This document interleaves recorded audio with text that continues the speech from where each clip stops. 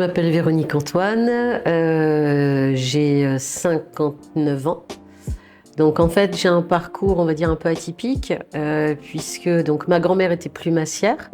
Donc comme je dis, moi je suis née dans les plumes, mais j'en ai pas fait mon métier, puisqu'à l'époque, enfin voilà, j'avais pas forcément d'appétence pour ça. Donc j'ai suivi un cursus un peu plus commercial et j'étais donc jusqu'à il y a quelques années consultante en management, donc ce qui n'a absolument rien à voir.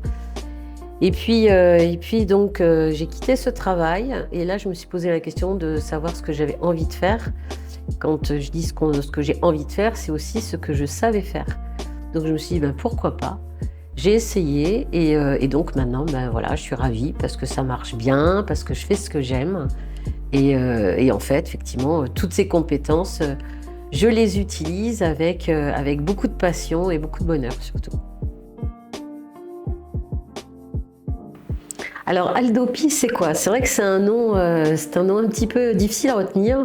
J'ai pris le nom de mes deux chiens, donc Aldo et Hopi. Et Hopi s'appelle Hopi parce que les Hopi, c'est en fait un clan, une tribu amérindienne et que j'ai eu l'occasion de rencontrer. Et en fait, dans leur philosophie, c'est quand on tue un animal, on doit tout utiliser chez cet animal. Et ça correspondait vraiment à mon état d'esprit. Il est hors de question qu'on tue un oiseau pour ses plumes. Par contre, quand un animal est tué, on doit tout utiliser. La plume, jusqu'à présent, c'est un déchet. Et je dirais qu'à 90%, ce sont des plumes qui me viennent de dons. Voilà, j'achète pas de plumes parce que c'est pas ma démarche, c'est pas ma philosophie. Ce que je préfère dans mon métier, alors il y a plusieurs choses. Déjà, il y a le fait d'être indépendante. Donc voilà, j'avais pas du tout envie de retourner en entreprise. Il y a évidemment la créativité, parce que je peux tout faire avec la plume. D'ailleurs, je m'attache vraiment à faire des choses très différentes, parce que je m'ennuie super vite. Donc faire 10 fois la même chose, ça ne m'intéresse pas.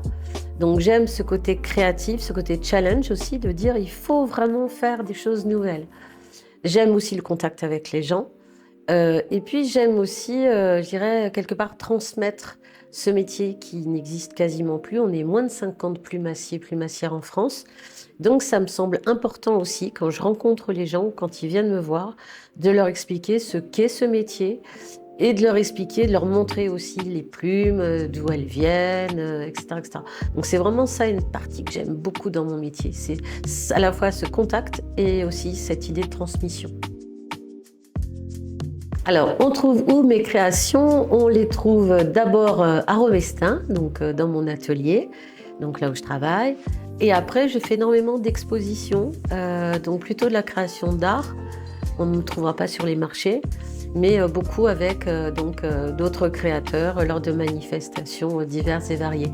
Mais si on veut vraiment, vraiment comprendre la quintessence de ce que je fais, il faut venir à Romestin.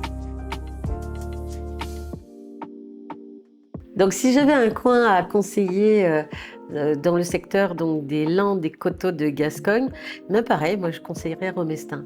Alors pourquoi? Parce que donc il y a tout un parcours qui s'appelle Dans les pas des Templiers. Enfin, il ne faut pas oublier qu'on est ici sur un lieu d'une ancienne commanderie templière, hein, donc quand même il y a des choses qui se passent. Et ici, on a surtout une église du XIIIe siècle avec des chapiteaux historiés qui sont juste à tomber. Donc voilà, la campagne ici est très très jolie et je pense qu'on peut très facilement venir passer une demi-journée ou une journée avec son pique-nique pour ressentir cette atmosphère très particulière de ce village. Mais bon, moi je suis fan de ce village, donc voilà, il n'y a pas photo, c'est ici qu'il faut venir.